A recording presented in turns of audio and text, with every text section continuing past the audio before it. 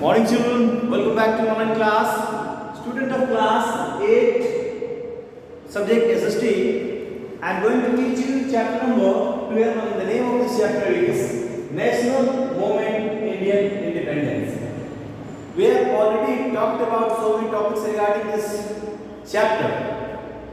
So today we will talk about the three topics, and that is Indian National Congress, the moderate and extremist, and partition of Bengal. So before I am going to start this chapter, I would like to say you all the students, please keep your book in front of you, because these topics are going to be very interesting. Hopefully all of you will like it. So I would like to say all the students, please अपने book को सामने रखें ताकि आपको अच्छी तरह से समझ में आए कि आज हम लोग क्या बातें करने वाले थे. Student, we have already talked about why the Indian society was totally fed up with the behavior of British East India Company. आखिरकार क्या ऐसे कारण थे जिनके कारण ब्रिटिश ईस्ट इंडिया कंपनी के बिहेवियर से काफ़ी इंडियन सोसाइटी के हर वर्ग के लोग काफ़ी फेडअप थे. दूसरा, उसके रिजल्ट भी हम लोगों ने देखा 1857 का जो मोमेंट था उसमें, तो उसका रिजल्ट का क्या परिणाम निकला, आज उसी के बारे में हम बातें करने जा रहे हैं, जिसका परिणाम है INC, that is Indian National Congress, भारतीय राष्ट्रीय कांग्रेस. ठीक है, देखिए एओ ह्यूम जो है वह एक रिटायर्ड सिविल सर्वेंट है. उन्होंने A O Hume was a founder of INC, मतलब एओ ह्यूम जो है वो फाउंडर थे, संस्थापक थे इंडियन नेशनल कांग्रेस के, and he played a very significant role in the founding of INC. उसकी स्थापना में, INC की स्थापना में बहुत ही महत्वपूर्ण भूमिका निभाई थी एओ ह्यूम ने. And the first session of INC was held in 1895 इन बॉम्बे. जो पहला जो अधिवेशन था राष्ट्रीय कांग्रेस का, भारतीय राष्ट्रीय कांग्रेस का पहला अधिवेशन 1885 ईस्वी में बॉम्बे में हुआ. Actually the need of a political organization and that would create a political awareness among the people and unite them under a common platform and has long been felt. बहुत लंबे अरसे से कहा जाए तो यह महसूस होती जा रही थी कि एक पॉलिटिकल अवेयरनेस जो कि लोगों के बीच हो और एक ऐसा कॉमन प्लेटफॉर्म होना चाहिए जिसकी वजह से लोग जान पाए कि भारत इतना बड़ा प्रांत है, तो हर प्रांत में, हर राजवाड़े में, क्योंकि हम अच्छी तरह से जान रहे हैं कि भारत की आज़ादी से पहले लगभग 550 से ज़्यादा जो है वो रजवाड़े थे, जिनको जो है वह 25 राज्यों में जो है वह चेंज कर दिया गया. तो इस तरह से हम कह सकते हैं कि एक ऐसा प्लेटफॉर्म मिला जिससे हमारा पॉलिटिकली यानी कि राजनीतिक अवेयरनेस जो है, लोगों के बीच कौन कौन प्रॉब्लम्स थे, वो कौन से प्रॉब्लम से जूझ रहे थे, उनके लिए एक प्लेटफॉर्म बन गया इंडियन नेशनल कांग्रेस के रूप में. और जो 1885 में सबसे पहली जो अध्यक्षता हुई थी वो WC Banerjee was elected the first president of INC. मतलब बोमेकेश चंद्र बनर्जी जो थे उसके पहले ऐसे अध्यक्ष बने. Subsequently the INC held the session every year. इस तरह से हर साल INC की जो है वो बैठक होने लगी, और उस बैठक में उन सारे मुद्दों को उठाया गया जिन सारे मुद्दे जो है वह दिन प्रतिदिन हमारे भारतीय समाज में हो रहे थे, जिनके कारण हमें काफ़ी तकलीफों का सामना करना पड़ रहा था, क्योंकि हम इसी देश में रह रहे हैं और एक गुलाम लोगों की तरह जी रहे थे. इसलिए ये बहुत ही ज़रूरी था कि INC की बैठक हर साल हो, क्योंकि इस बैठक में भारत के लगभग हर प्रांत के लोग भाग लेते थे और अपनी अपनी जगहों का इसमें बातचीत होता था उनको. जैसे कि आपको बता दें कि हमारा मोतिहारी है, जिसको बापूधाम मोतिहारी का नाम अपने बिहार में है, मोतिहारी जिला, मोतिहारी जिला में जो है एक मूवमेंट हुआ था, इंडिगो मूवमेंट। वहीं से सबसे पहले सत्याग्रह मूवमेंट जो है हमारे जो महात्मा गांधी ने किया था। नाउ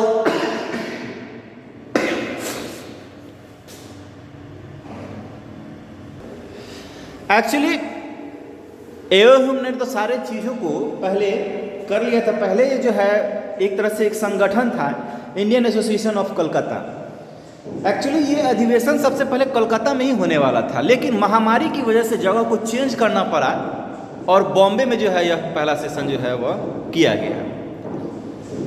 अब बारी है मॉडरेट एंड एक्सट्रीमिस्ट, यानी कि नरम दल और गरम दल।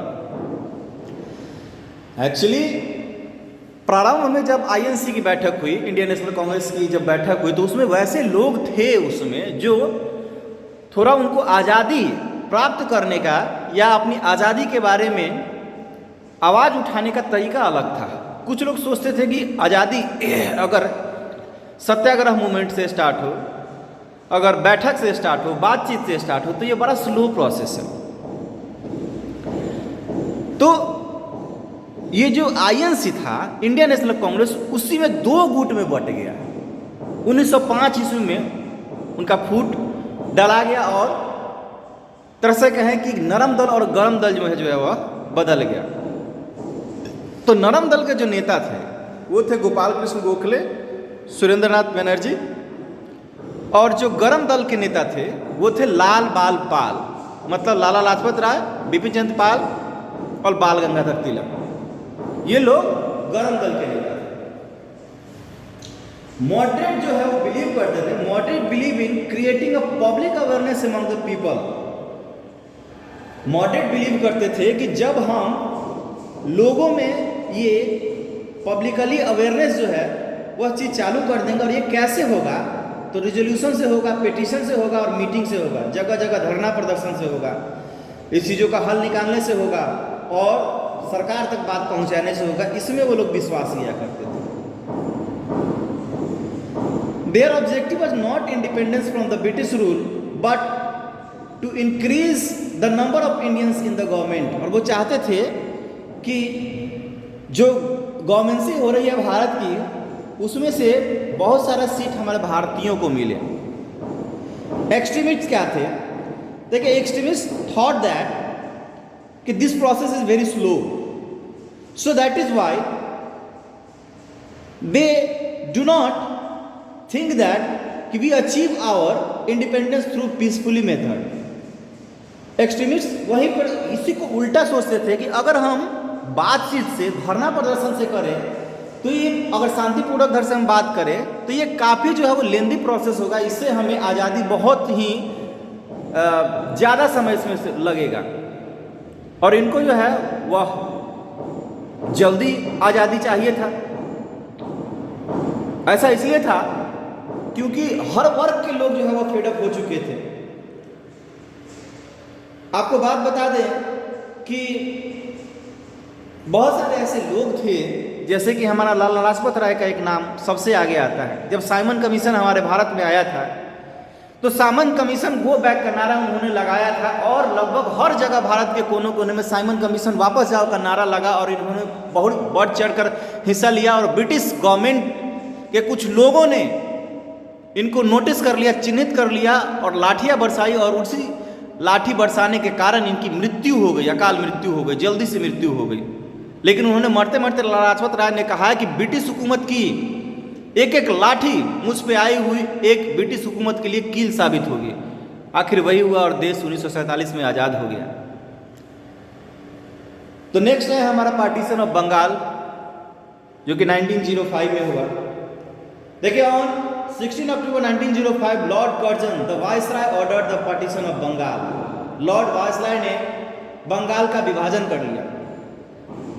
सबसे बड़ा कारण था कि वो सोच रहा था, वो अच्छी तरह से जान चुका था कि अब लोग भी जागरूक हो गए थे, और क्योंकि राजनीतिक अवेयरनेस का हो तब, या चाहे लोगों को खुद से जागरूक करने की बातें हो तब, ये दोनों चीज़ का एक केंद्र था हमारा कलकत्ता।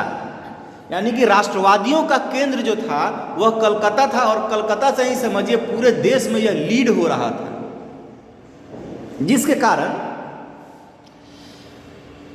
लॉर्ड्स जो कर्जन थे उनको काफ़ी दिक्कतों का सामना करना पड़ा, और उन्होंने इसको विभाजित कर दिया। और उन्होंने क्या कहा, दलील दिया कुछ इस तरह कि he claim that was necessary to improve the administration efficiency of the Providence.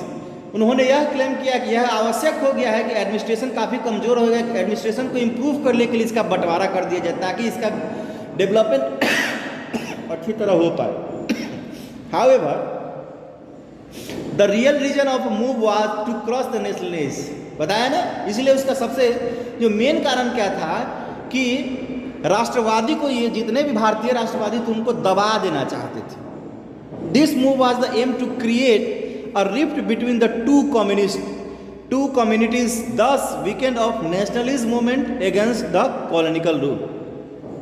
यानी कि उपनिवेशवाद को रोकने के लिए राष्ट्रवादियों के विरुद्ध ये दो कम्युनिटी जो है वो एक खड़ी हुई, एक मॉडरेट और एक एक्सट्रीमिस्ट।